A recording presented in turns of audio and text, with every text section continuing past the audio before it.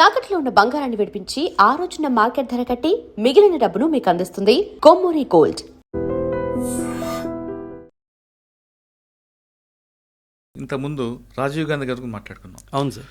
శ్రీలంకలో వాళ్ళ ఎల్టీటీ ప్రభాకరన్ వాళ్ళ అది కొట్టుకుంటే ఈయన అనవసరంగా ఎంటర్ అవ్వడబట్టే ఆ ఇష్యూ వచ్చింది అనుకోవచ్చా? లేదు మనం ఖచ్చితంగా హెల్ప్ చేయాలి, అది బై మిస్టేక్లో జరిగింది. ఇప్పుడు ఇందిరాగాంధీ గారు ఎలా కొన్ని తప్పులు చేశారో అదే విధంగా రాజీవ్ గాంధీ గారు చేశారు సార్.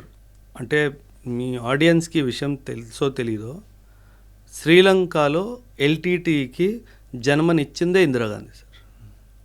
1971 వార్ పాకిస్తాన్తో జరుగుతున్నప్పుడు సార్, 1971 ముందు పాకిస్తాన్ అంటే వెస్ట్ పాకిస్తాన్, ఈస్ట్ పాకిస్తాన్.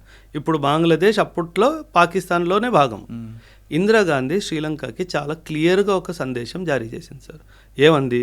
నేను ఈస్ట్ పాకిస్తాన్తో యుద్ధానికి వెళ్తున్నాను, వెస్ట్ పాకిస్తాన్ నుంచి ఈస్ట్ పాకిస్తాన్కి వెళ్ళాలంటే ఇండియన్ ఓషన్ ద్వారానే వెళ్ళాలి. అండ్ అప్పట్లో పాకిస్తాన్ దగ్గర ఫ్లైట్ కానీ షిప్ కానీ డైరెక్ట్గా వెళ్ళే అంత కెపాసిటీ లేదు, నీ దగ్గరకు వచ్చి ఆగి వెళ్ళాలి. నువ్వు మాత్రం హార్బర్ ఇవ్వడానికి వీల్లేదు.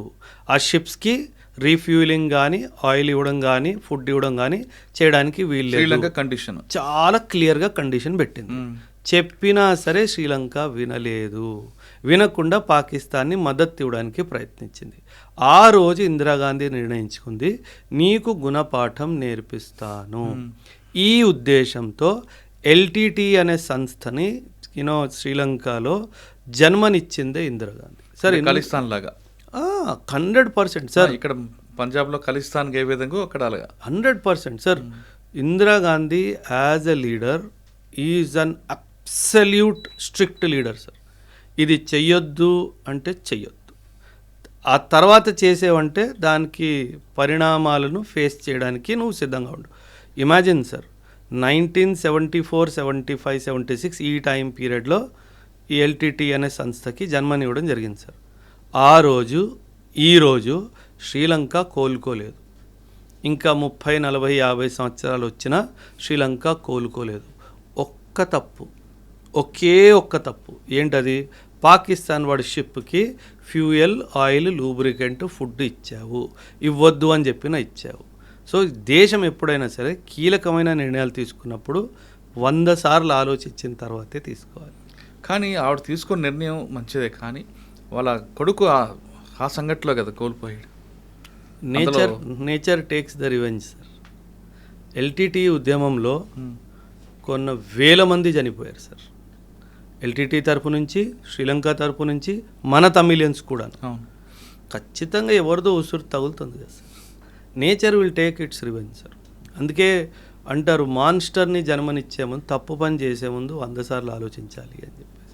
అది తిరిగి 100 రెట్లుగా మన వైపుకే వస్తుంది. సో అది ఖచ్చితంగా it is a lesson to everybody that be mindful of your actions. అంటే ప్రకృతి కొట్టిన దెబ్బకు మనం తప్పించుకోలేం, ఎవడు తప్పించుకోలేడు కదా సార్. అందుకే అంటారు, nature has no mercy sir. మనిషి అయినా క్షమించేస్తాడేమో కానీ నేచర్ కర్మ క్షమించదు అంటారు సార్. సింధూర్ 2, సింధూర్ 3 వస్తుందా? సింధూర్ 2 రావాలని నేనైతే చాలా డీప్గా మనస్ఫూర్తిగా కోరుకుంటున్నాను సార్. ఈ సింధూర్ 2లో ఆబ్జెక్టివ్ ఉండాలంటే బలూచిస్తాన్ని పాకిస్తాన్ నుంచి సెపరేట్ చేయాలి సార్. సింధూర్ 3 పిఓకేని తిరిగి తెచ్చుకోవాలి. ఇది ఎలా చేస్తారో అజిత్ దోవల్ గారు కానీ, మోదీ గారు కానీ, రాజ్నాథ్ సింగ్ గారు కానీ, అమిత్ షా గారు కానీ, మన ఎక్స్టర్నల్ అఫైర్స్ మినిస్టర్ జయశంకర్ గారు కానీ, ఈ 5 బుర్రలు కూర్చొని నిర్ణయం తీసుకుంటే ఒక 6 నుంచి 8 నెలల్లో బలూచిస్తాన్ అయిపోతుంది. 1 సంవత్సరం తిరిగేలోపు పిఓకే కూడా మన భారతదేశానికి వస్తుంది. కానీ సార్ ఒక విషయం సార్, బలూచిస్తాన్ ఓకే ఫైన్ చేసేయచ్చు, కానీ పిఓకే చాలా జాగ్రత్తగా, చాలా చిన్న చిన్న విషయాలన్నీ చాలా దగ్గరగా పరిశీలించిన తర్వాతే చేయాలి. ఎందుకంటే పిఓకే సార్ ఇప్పుడు ఎలా అంటే అక్కడ లోకల్ పాపులేషన్ ఏదైతే ఉందో అంత ప్రో ఇండియా ఏం కాదు సార్. ఎక్కడ? పిఓకే. అక్కడ ఎందుకండి? కాశ్మీర్లో కూడా లేదు కదా. అంటే ఇప్పుడు ఎలా అవుతుందంటే సార్, రాడికలైజేషన్ ఒక పదం ఉంటుంది. అంటే మన దేశం మీద ద్వేషను పెంచడంలో పాకిస్తాన్ చాలా సక్సెస్ఫుల్ అయింది సార్. సో ఫస్ట్ ఒకవేళ మనం పిఓకే తీసేసుకున్నా సరే దాన్ని డైరెక్ట్గా ఇండియాలో ఇంటిగ్రేట్ చేయకూడదు సార్. అంటే వాళ్ళని ఇండియాలో రావచ్చు, ఇండియాలో పోవచ్చు, ఇండియన్స్ అక్కడికి వెళ్ళొచ్చు, ఇవన్నీ కాకుండా దాన్ని ఒక కంట్రోల్డ్ టెరిటరీ లాగా ఒక 3 నుంచి 4 దశాబ్దాలు అయిపోయిన తర్వాత అప్పుడు నెమ్మదిగా ఇండియాతో ఇంటిగ్రేట్ చేయాలి. ఎందుకంటే అక్కడ ఎన్ని యాంటీ సోషల్ ఎలిమెంట్స్, ఎన్ని యాంటీ నేషనల్ ఎలిమెంట్స్ ఉన్నాయో మనకు తెలియదు. పాకిస్తాన్ వాడు ఏం చేస్తాడంటే సార్, చాలా తెలివిగా ఆ భూమి నేను ఇంకా ఓడిపోబోతున్నాను, నా చేతిలో ఉండదు అని అనిపించినప్పుడు ఈ టెర్రరిస్టులందరిని ఎవరైతే ట్రైన్ చేశాడో నార్మల్ సివిలియన్స్ లాగా వాళ్ళందరినీ పుష్ చేసేస్తాడు సార్.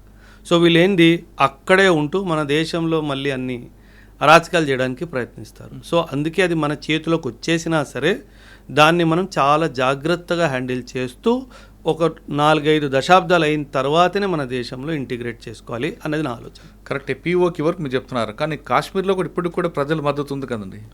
ఉంది సార్. అంటే ఇక్కడ మరిస్తున్నాం కదా మనం. అంటే అలా అని కాదు సార్, మీకు గుర్తుంటే కనుక లాస్ట్ ఇయర్ నార్త్ నుంచి కాశ్మీరే కాదు ఒక social media influencer operation Sindoor జరుగుతున్నప్పుడు యాజ్ ఎ స్పై లాగా అన్ని విషయాలు అందించింది కదా సార్. జ్యోతి మల్హోత్రా అనే పేరు ఉంది అమ్మాయి కదా సార్. అవును. సో మనం ఓన్లీ కశ్మీర్లోనే పాకిస్తాన్కి సపోర్ట్ చేస్తున్న వాళ్ళు ఉన్నారు అని చెప్పడం తప్పు సార్. హైదరాబాద్లో కూడా ఉన్నారు, విశాఖపట్నంలో కూడా ఉన్నారు, బెంగళూరులో కూడా ఉన్నారు, చెన్నైలో కూడా ఉన్నారు. సో అదొక ఐడియాలజీ సార్. ఆ ఐడియాలజీని మనం ఈ రాష్ట్రము ఈ ప్రదేశం నుంచి పోల్చడానికైతే ఖచ్చితంగా లేదు సార్. ఆ ఐడియాలజీ మైండ్ నుంచి పోవాలి సార్. అండ్ కొన్ని వర్గాల్లో ఆ ఐడియాలజీ పోదు sir. Sir next Ajit Doval garu, ఆయన వేసిన స్కెచ్, ఆయన వేసిన ముందు చూపు వల్లే బెంగాల్లో మనం బీజేపీ రావడం, ఆయన వ్యూహం అంతా ఒక కరెక్ట్గా ఉంది.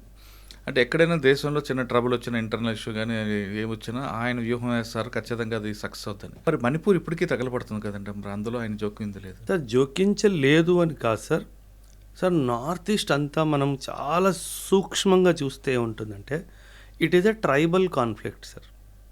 అంటే ఏదో ఎకనామిక్ రీజన్స్ కానీ బార్డర్ డిస్ప్యూట్ కానీ కాదు sir. It is a tribal conflict between 2 major tribal groups. అక్కడ ఆ ట్రైబల్ కాన్ఫ్లిక్ట్ హిస్టారికల్ సార్. అది ఇప్పటి నుంచి మొదలైంది కాదు. కానీ డెఫినెట్గా దానికి ఆర్థిక వ్యవస్థ కూడా ఒక కారణం ఉంది, దానికి అడ్మినిస్ట్రేటివ్ వ్యవస్థ కూడా ఒక కారణం ఉంది. కాకపోతే ఈ ట్రైబల్ కమ్యూనిటీస్ ఏంటంటే సార్, వీళ్ళు చాలా వెపన్స్, అంటే హిస్టారికల్గా చరిత్రలోనే వీళ్ళ దగ్గర చాలా వెపన్స్ ఉన్నాయి సార్. అవి modern state of the art weapons కాకపోయినా కత్తులు, కటార్లు, లోకలీ మేడ్ గన్స్ వీళ్ళ దగ్గర చాలా ఉన్నాయి సార్. సో మనం ఎంత వ్యూహం వేసినా సరే, ఎంత మనం ఆర్మ్డ్ ఫోర్సెస్ని డిప్లాయ్ చేసినా సరే, వాళ్ళ బ్లడ్లోనే ఫైటింగ్ ఉంది సార్.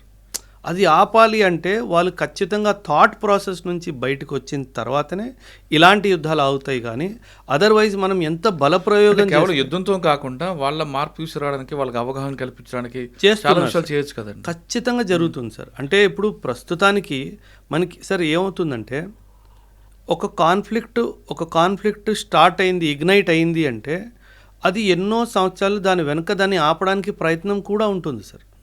ఇప్పుడు 2 years 1 year ముందు మణిపూర్ జరిగింది అంటే ఎన్నో సంవత్సరాల ముందు కూడా జరగచ్చు. ఎవరో దాన్ని ఆపుతున్నారు అన్న విషయం మనం మర్చిపోకూడదు సార్. అండ్ అది జరిగిన తర్వాత కూడా మళ్ళీ అలా జరగకుండా చాలా చర్యలు కూడా తీసుకుంటూ ఉంటారు. అది పబ్లిక్ డొమైన్లో సాధారణంగా పెట్టారు. ఎందుకంటే కొన్ని శక్తులు ఏంటంటే ఇది ఆగకూడదు, ఇలాగే కొనసాగుతూ ఉంటాం.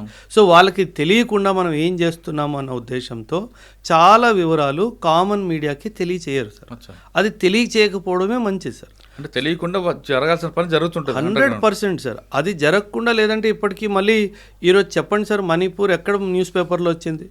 అవును. అంటే ఏమీ జరగట్లేదనే కదా. ఎస్, సిచ్యువేషన్ టెన్స్డ్గానే ఉంది, నేను అక్సెప్ట్ చేస్తాను. బట్ అది టెన్స్ సిచ్యువేషన్ అవుట్ ఆఫ్ కంట్రోల్లో వెళ్ళట్లేదు అంటే ఖచ్చితంగా వ్యవస్థ పనిచేస్తున్నట్టే కదా సార్. అంటే మన శత్రువులకి ఆ విషయం తెలియకుండా జరుగుతుంది, సైలెంట్గా చేయాలి. ఎప్పుడో రోజు బయటపడుతుంది. 100% సార్.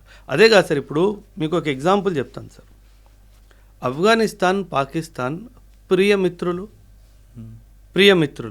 కానీ ఈ స్టేట్మెంట్ ఇప్పటికీ నిజమా సార్? కాదు. వాళ్ళిద్దరు కొట్టుకొని చేస్తున్నారు కదా. ఆఫ్ఘనిస్తాన్ వాడు పాకిస్తాన్ మీద దాడి చేస్తున్నాడు, పాకిస్తాన్ వాడు ఆఫ్ఘనిస్తాన్ మీద దాడి చేస్తున్నాడు. దీని వెనక ఎవరున్నారు? ఒక మిత్రుడిని శత్రువులో మార్చారు అంటే ఎక్కడో ఎవరో తెలివి పెట్టాడు కదా సార్. సో దట్ ఆ ధ్యాస మన మీద నుంచి మళ్ళీ ఆఫ్ఘనిస్తాన్ వైపు పోయేటట్టు ఒకటి చేశాడు, మధ్యలో బలూచిస్తాన్ వాటెవర్. ఖచ్చితంగా సార్ ఇప్పుడు ఒకరిని మనం డిస్టర్బ్ చేయాలి అంటే మనం కనిపించాల్సిన అవసరం లేదు అక్కడ సార్. వాడు ధ్యాస వేరే వైపు మళ్ళీ ఇచ్చేస్తే వాళ్ళిద్దరు కొట్టుకొని చేస్తారు, మనం మన పనులు చేసుకుంటూ ఉండాలి సార్. అది కదా సార్ కూటనీతి. సార్ యుద్ధం పోరాడి గెలవడంలో గొప్పతనం లేదు సార్. యుద్ధం కాకుండా మన మీద యుద్ధానికి రావాలనుకున్నాడు మీద ఇంకొకడిని పంపించడము అది నిజమైన గెలుపు సార్. అందులో అజిత్ దోవల్, అందులో Ajit Doval garu number 1 sir. Sir Ajit Doval, Jaishankar sir, Amit Shah, వీళ్ళు త్రిమూర్తులు సార్. వీళ్ళ మైండ్లో ఏం నడుస్తుందో ఎవ్వరికీ తెలియదు sir. So that is the beauty. మీరు ఇమాజిన్ చేయండి సార్, ఎవరైతే మన మీద దాడికి వస్తున్నాడో వాడి స్నేహితుడి మీద దాడి మీదకి వెళ్ళేటట్టు మనం చేసాం సార్. దీనికి మించిన డిప్లొమాటిక్ సక్సెస్ ఏముంటుంది సార్? అదే అటెన్షన్ డైవర్షన్ చేశారు అంతే. That is the game sir. Sir అందుకే సున్జు అని చెప్పేసి ఒక మిలిటరీ ఫిలాసఫర్ ఉన్నాడు సార్. ఆయన ఏమన్నాడంటే, there is no greatness is winning a battle, there is no greatness in winning a battle, the greatness lies in avoiding the battle. So that is what we did. So imagine, China నుంచి 1962 నుంచి ఇప్పటి వరకు మనం బ్యాటిల్ని avoid చేసాం కదా sir. అవును. So that is the real victory కదా sir. So పోరాడి యుద్ధం గెలవడంలో పెద్ద గొప్పతనం ఏం లేదు సార్. అంటే ఐడియాలజీతో కొట్టడం అనేది గొప్ప. Yes, exactly.